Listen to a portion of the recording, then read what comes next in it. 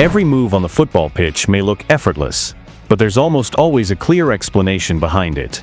From dribbling to curving shots, we can break down each technique with today's technology. In this video, we'll explore how top players, including Messi and Ronaldo, make use of science during their games. Whether taking advantage of their height or defying gravity with incredible jumps, often without even realizing it. Starting the video with a little cheat code for players. You might have noticed a footballer taking a sip from a sports drink during the match, only to spit it out moments later. At first glance, it looks like nothing more than a strange habit.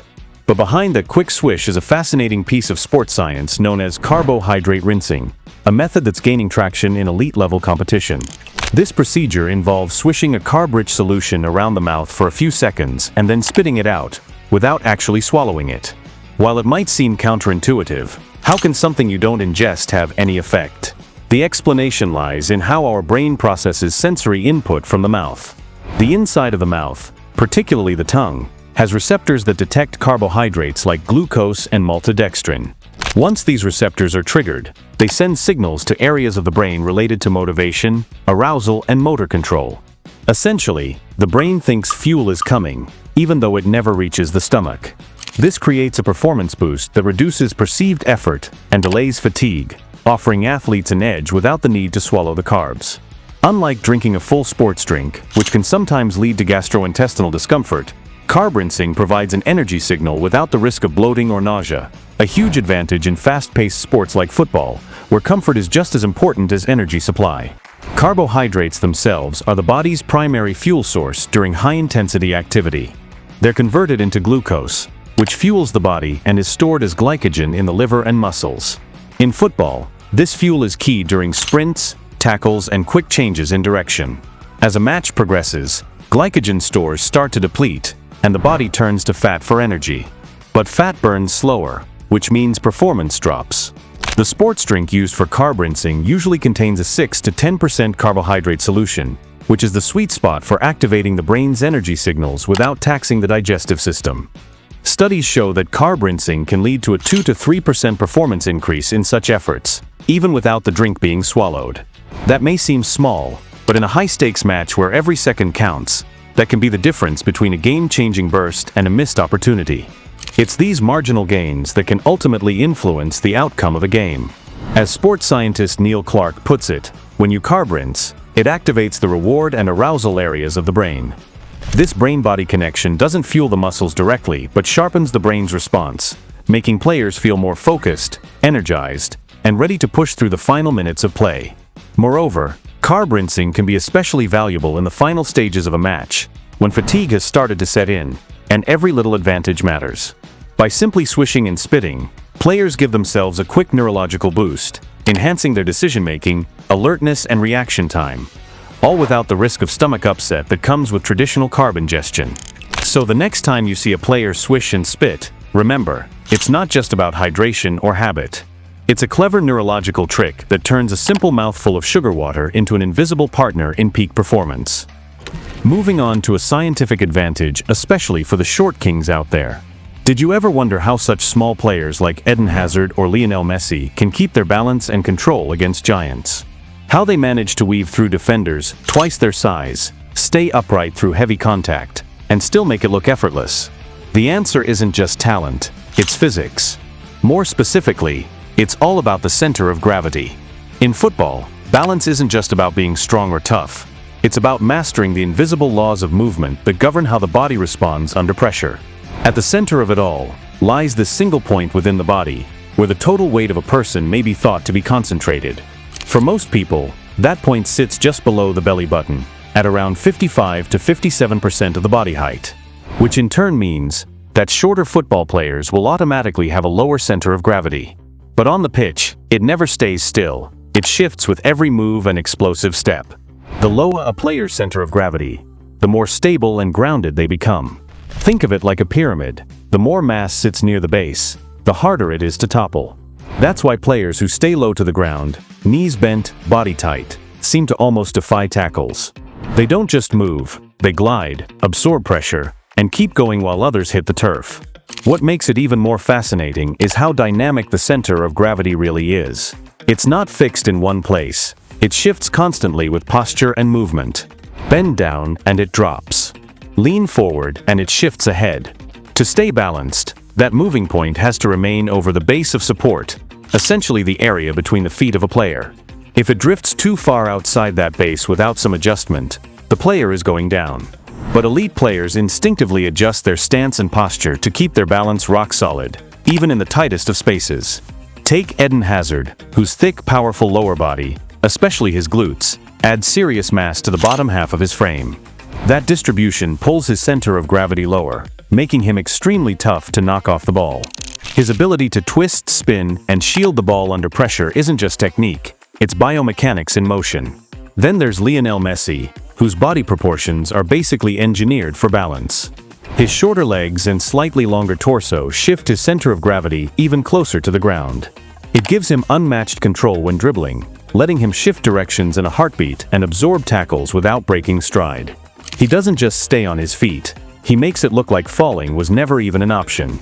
Even players like N'Golo Kanté, known more for defensive brilliance than flair, benefit from the same science.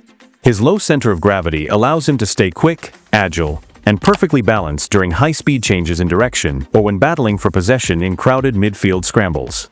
So while the highlight reels show the flair and the fancy footwork, the real magic happens underneath, in how the body manages balance, stability, and control. The center of gravity is the quiet superstar of movement. It's what lets the smallest players dominate the biggest moments. And in football, where inches and milliseconds matter, that's the difference between falling and flying. Flying is also the perfect keyword for the next player. Ever wondered how Portugal's top scorer Cristiano Ronaldo can defy gravity with such incredible jumps? Well, his vertical leap isn't just about raw muscle strength. It's a perfect blend of physics, technique, and years of fine-tuned training. In an experiment from 2011, Ronaldo's jump height was measured under two conditions. First, when he kept his arms still and placed his hands on his hips, his vertical jump measured 44 centimeters. But when he used his arms and prepared with a proper startup, he reached a remarkable 78 centimeters, a dramatic increase. To put that in perspective, most NBA players have a vertical jump averaging around 71 centimeters, but Ronaldo's 78 centimeters leap surpasses that by a long shot. So what's going on here? The answer lies in momentum. Like a sprinter, Ronaldo uses his arms to generate upward force. When he swings his arms, it's not just for balance. It helps transfer energy from his upper body to his lower body, launching him higher. That's what you call a coordinated arm swing. By swinging his arms upward as he jumps, Ronaldo maximizes vertical thrust and improves timing, making his jump higher and more controlled. Studies show that arm swings can increase takeoff velocity by 6 to 10%, significantly improving jump height. So when Ronaldo swings his arms, they transfer energy to his legs, propelling him into the air. But it's not just his arms. Ronaldo also uses a sweeping motion with his non-jumping leg, skimming close to the grass just before takeoff. This rapid swing engages more muscles and adds momentum, helping generate more upward force for a powerful leap. The result? A 2.56-meter leap during his iconic goal against Sampdoria. In fact, during that goal, Ronaldo remained in the air for an astonishing 1.5 seconds, around 0.6 seconds longer than NBA legend Michael Jordan, whose peak hang time was recorded at 0.92 seconds. That extra hang time gives him the edge, turning a simple header into a gravity-defying moment. Then there's the way Ronaldo tucks his knees and legs behind his buttocks. This action raises his center of gravity, allowing him to hang in the air even longer, giving him time to meet the ball perfectly, whether for a header or a mid-air adjustment. Here's the mind-blowing part. When Ronaldo pushes off the ground, he generates nearly 5 g of force, 5 times his body weight. That's similar to what an astronaut experiences during a rocket launch. His legs produce thousands of newtons of force in an instant, propelling him into the air with explosive power. A big part of that power? His body. Ronaldo's lean muscular build is optimized for athletic performance. With low body fat, he has maximum power-to-weight efficiency, allowing him to generate more lift without carrying extra weight. His strong quads, hamstrings, and calves provide raw power, while his core and upper body deliver stability and control mid-air. This physical conditioning, combined with his technique, makes him one of the most complete jumpers in sport. So Ronaldo's jump isn't just about strength, it's a finely tuned system of coordinated movement, explosive power, and scientific technique. And that's what sets him apart on the field. To end things off, here's one scientific phenomenon you'll notice in just about every game. Remember Beckham's iconic free kick goal against Greece? When a football bends or curves in mid-air, it's all about the physics at play. The key factor is the Magnus effect, which happens when a spinning ball creates a difference in air pressure around it. As the ball spins, one side moves faster through the air, traveling with the airflow, while the other side moves against it, creating a pressure difference. The side with faster moving air has lower pressure, and the side moving against the airflow has higher pressure. This imbalance causes the ball to be pulled toward the low pressure side, making it curve. For example, a right-footed player kicking the right side of the ball will create anti-clockwise spin, causing the ball to curve left. The more spin, the greater the curve. This is why when players curl the ball around defenders or a wall, it seems almost magical. But in the end, it's all about how the air flows around the ball. One of the most famous examples of the Magnus effect in action is Roberto Carlos' iconic free kick against France. He struck the ball with a combination of side spin and power, causing it to bend an incredible 5 meters in mid-air. While the goal seemed impossible, the science behind it is simple. The spin shifted the air pressure, guiding the ball around the defensive wall and into the net. The ball's texture also plays a big role in the Magnus effect. Rougher surfaces, like scuffed balls, help the air stick to the ball, creating a more predictable curve.